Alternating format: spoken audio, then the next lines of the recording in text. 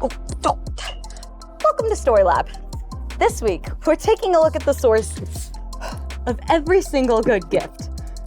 Who's this from?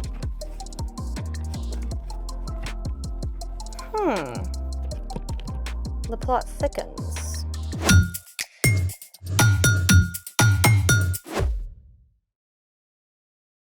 Hey, I'm Skylar. And I'm Sebastian. This month, we're talking about how God's generosity gives us a reason to give to others. So, what's up with the giant special delivery box? I don't know. It was on the doorstep when I came. And check this out. To Skylar and Sebastian. Who's it from? Not a clue. Oh, I love surprises. Open.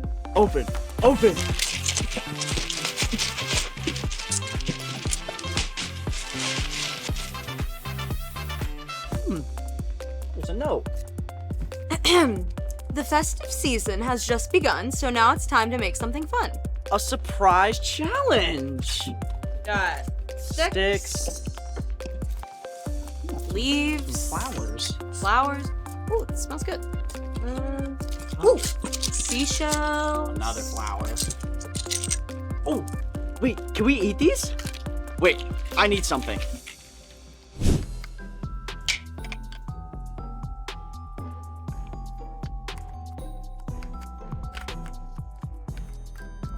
Why are they called nutcrackers if you can't crack nuts with them?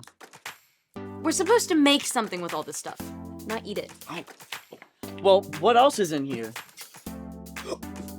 Ooh, I know what to do with these. Is it fun?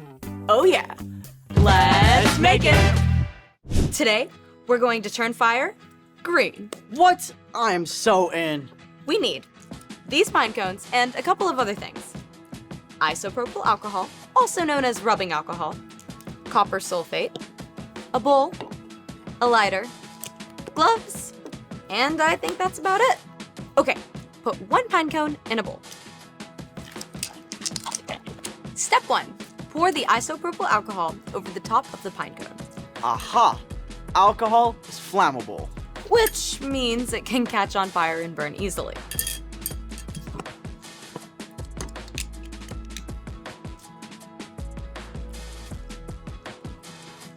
Step 2, sprinkle the copper sulfate over the pine cone. This is going to give us the green glow we're looking for. And step 3, pour just a little more isopropyl alcohol for good measure. Step 4. Outside. Good idea. 3. 2, 1. So cool. Kind of mesmerizing. When the copper is heated, the electrons absorb heat energy. After a time, these lose the extra energy, releasing it in the form of green light. Different elements make different colors too. We could add sodium for yellow and sulfur for blue. Who knew the humble pine cone could do so much? You can even eat them. Really? You want to boil it first or just eat the seeds? Huh. Pine cones, the gift that keeps on giving. Which reminds me, it's time for The story before the story. Today we're in the book of James. James was written by, you guessed it, James. But this James just happened to be Jesus' half-brother. James didn't follow Jesus at first. But after Jesus returned to life, James believed in him. And you know, if Jesus' own brother believed, it's real. James became a leader of the early church in Jerusalem. He wrote this letter to the Jewish believers to help them understand it's not only important to have faith, But to put that faith into action, it all begins with understanding just how much God has given us. which is where our story starts. Take it away. Hey everyone, I'm Padma.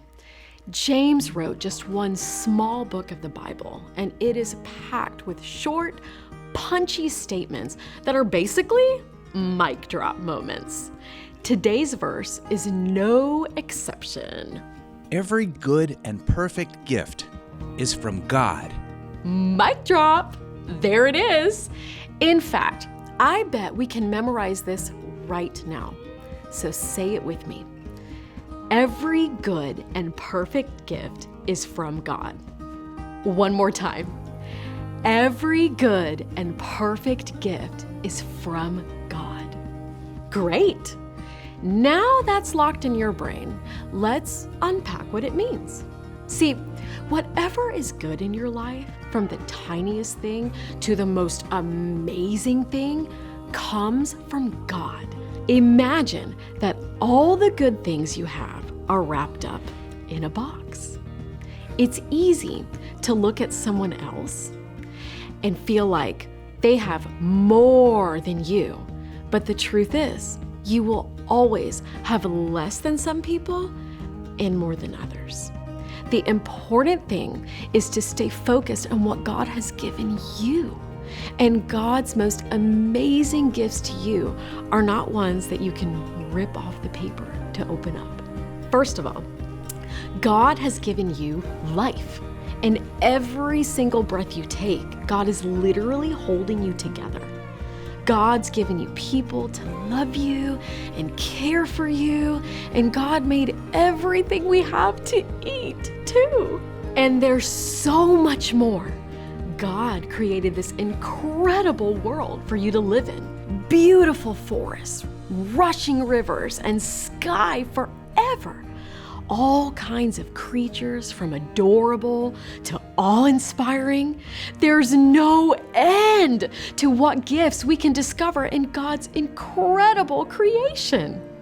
Next up, no matter who you are or where you live, God also promises the gift of help. When you are in trouble and you don't know what to do, God's help is always there for you.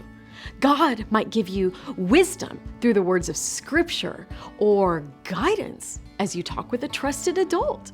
You may simply have a strong feeling that God is with you, even if what's happening around you doesn't change right away.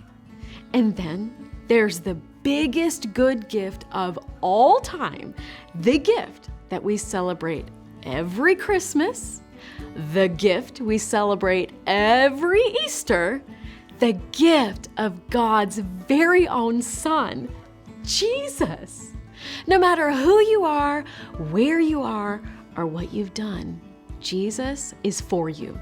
When we follow Jesus, our relationship with God is restored. And we can know that no matter what's happening now, God will make everything right in the end. As James wrote, every good and perfect gift is from God. Everything from this amazing world to help and guidance to your actual life comes from God. And when you remember that, you can look forward to opening those gifts in new ways every single day. The end. So I know all the good stuff in my life is from God, but it's really easy to forget. Yeah, I get stuck on thinking about what I don't have rather than what I do have. Well, we all need a wake-up call sometimes. So, What's our part in the story? It's our job to remember and pay attention to all the amazing things that our generous God has given to us. You can start out your day asking, God, help me see all your gifts. Once we remember to look, those gifts are everywhere. That awesome sunrise you get to see on the way to school. When your teacher sees you're struggling and gives you some help. Ooh, pizza on the lunch menu. Your kitten chasing its tail. A sense of peace and calm when you sit down to take your math test. Every single one of those things and a million more, they're all reminders of God's generosity. Generosity is making someone's day by giving something away. And the more you start to see God's generosity to you, the more you can begin to share those good gifts with the people around you. That sounds like a win-win to me. Absolutely. It's been a gift to hang out with all of you. See you next time. Bye. So here's the thing. God gives us good things. Like friends and food. Air to breathe. Oh, and all the stuff in our special delivery box. All gifts from God. You mean God left the box? I think someone else helped. This gift has got me pining for the outdoors. Want to make something else? Naturally. Thanks for joining us in the Story Lab. See you next time. I wish I was surfing on one of those waves right now.